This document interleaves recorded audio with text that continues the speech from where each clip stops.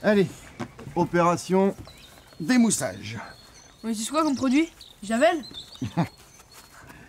Huile de coude.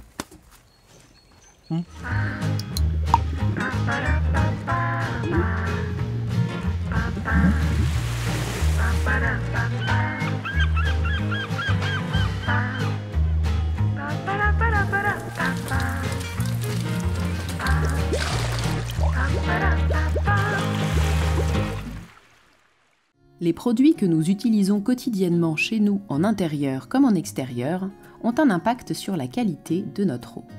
Pour éviter cela, il est préférable de choisir des solutions dépourvues de ces éléments ou des produits avec le moins d'ingrédients possible.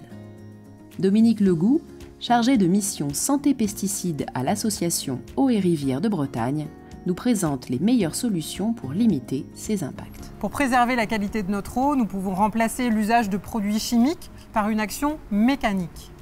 Un jet d'eau, une brosse, un balai seront tout aussi efficaces qu'un produit nocif pour l'environnement. Au jardin, vous pouvez bannir complètement l'usage des produits chimiques et vous appuyer sur le vivant. Faites confiance à la biodiversité. Pour l'entretien des toitures et des façades, bannissez complètement l'usage de produits chimiques. Ils rejoignent le milieu aquatique par l'eau de pluie. Préférez une brosse ou un jet d'eau.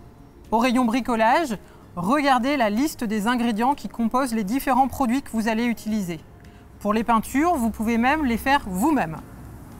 Pour le ménage, privilégiez des produits simples, vinaigre, bicarbonate. Pour les cosmétiques, ces produits sont rincés une fois que vous allez les utiliser.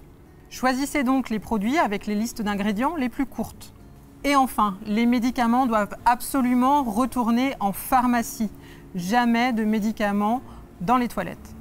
Avec tous ces conseils, vous êtes parés pour limiter vos impacts sur l'eau.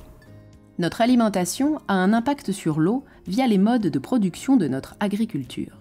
Alors, quelles sont les bonnes pratiques alimentaires des Bretons et Bretonnes pour préserver la qualité de l'eau?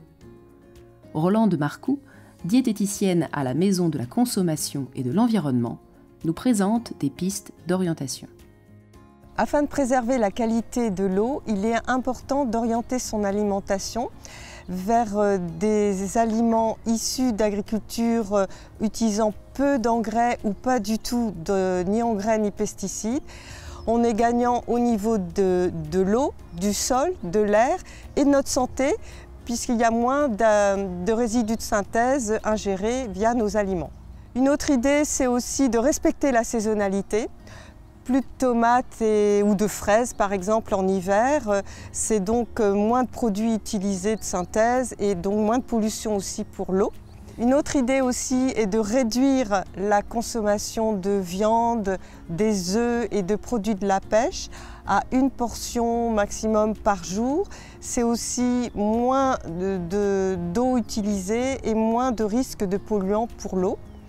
Alors une quatrième idée est de limiter le gaspillage alimentaire, moins d'excédents, donc moins d'eau mobilisée et moins de risques aussi de pollution. Et la cinquième idée, c'est produire près de chez soi. C'est pour favoriser des comportements qui donnent du sens à toute la dynamique territoriale engagée près de chez soi. Et la conclusion, c'est surtout de se dire qu'en tant que consommateur conscient, nous pouvons impulser une dynamique globale de territoire pour préserver la qualité de l'eau. Notre quotidien impacte la qualité de l'eau.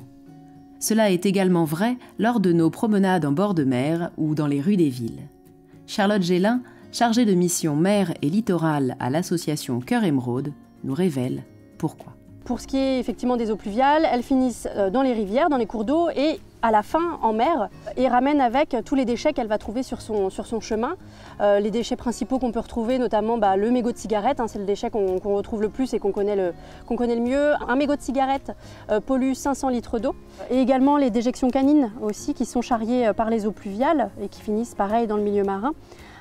qui peuvent apporter de la pollution sur des sites, des zones à enjeu, des sites d'usage, donc par exemple des zones de baignade, des zones de pêche à pied, mais également dans les parcs ostréicoles.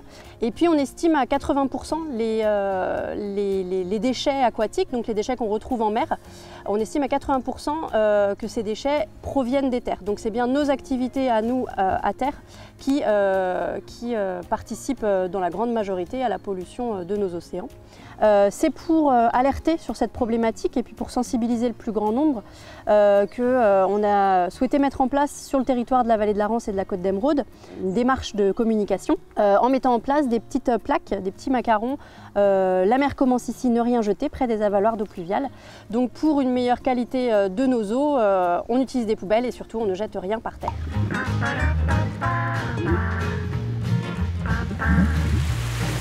Ba-da-ba.